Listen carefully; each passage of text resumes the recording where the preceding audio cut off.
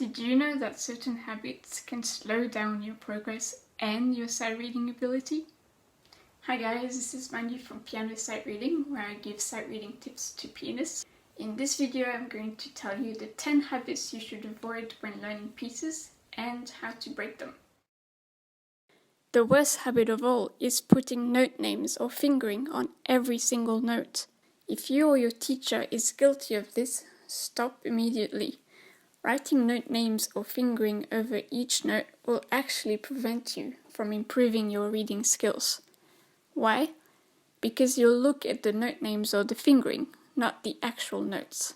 Instead, write down the note names of the first notes if you need to, and the fingering where it's not immediately obvious, but that's it. Learn your notes away from the piano with flashcards or note reading apps. Looking down at your hands instead of the music is a bad habit that will slow down your reading abilities. To be able to read music fluently, you need to keep your eyes on the music. Practice your pieces, your scales, arpeggios and chords without looking down. Try eyes closed or looking straight ahead, and try to remember the feel of the black keys and the distance between the keys. It's scary at first, but you'll see that with practice it will become easier. If you're looking down at your hands because you need to check whether you pressed the right key, then it may be a sign that you're not able to hear the notes in the score.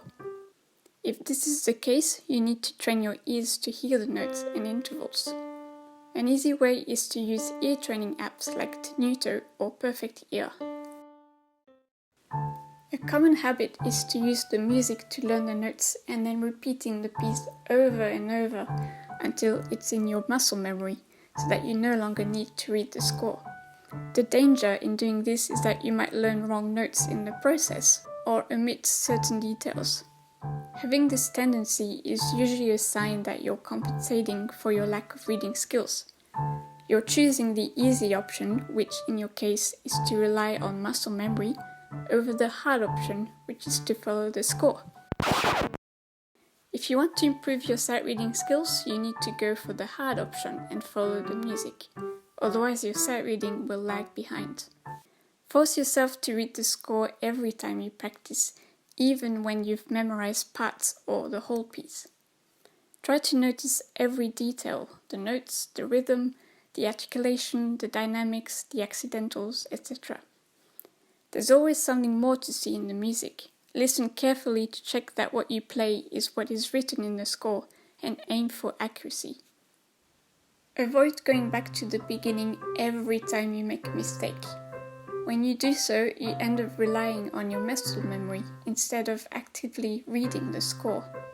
You will become so used to starting from the beginning that you won't be able to start from any other bar. Next time you make a mistake in the middle of a piece, go back to the start of the bar, not the beginning.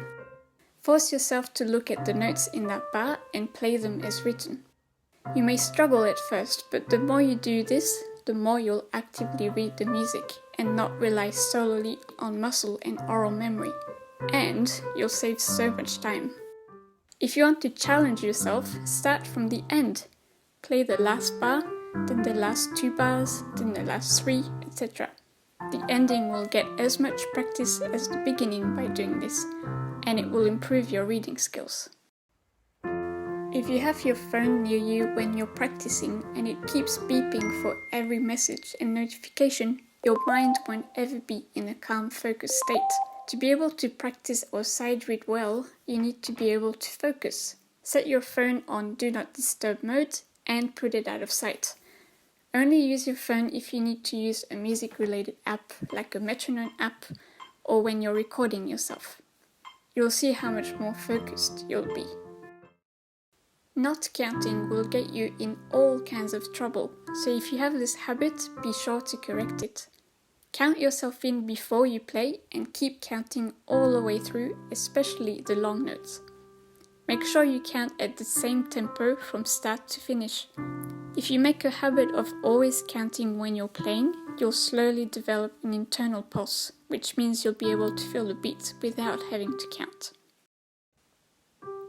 Practicing hands separately is fine and often necessary, but by always learning new pieces hands separately, you're missing the chance of sight reading hands together. Use every new piece as a sight reading challenge. Try to play it hands together first before practicing it hands separately. You'll get extra sight reading practice and you'll get a chance to hear how the piece will sound after all the hard work you put in. A very common habit is to start a piece too fast and then having to slow down for the hard passages. So you end up with different tempi all in the one piece. Instead, start slower, or better still, with a metronome, work out the exact tempo at which you can play the tricky spots comfortably and make note of it in the score. If you only ever play familiar pieces, you may end up relying more on your oral memory than on your reading skills.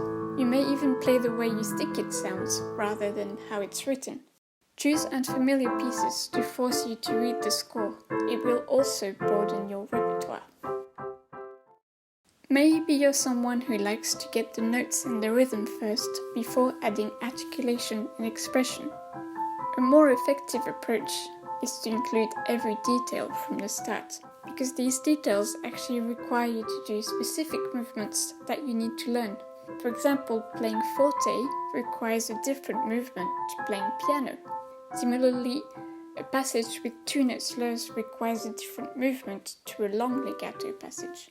When learning a new piece, start slowly and try to get every single detail in from day one.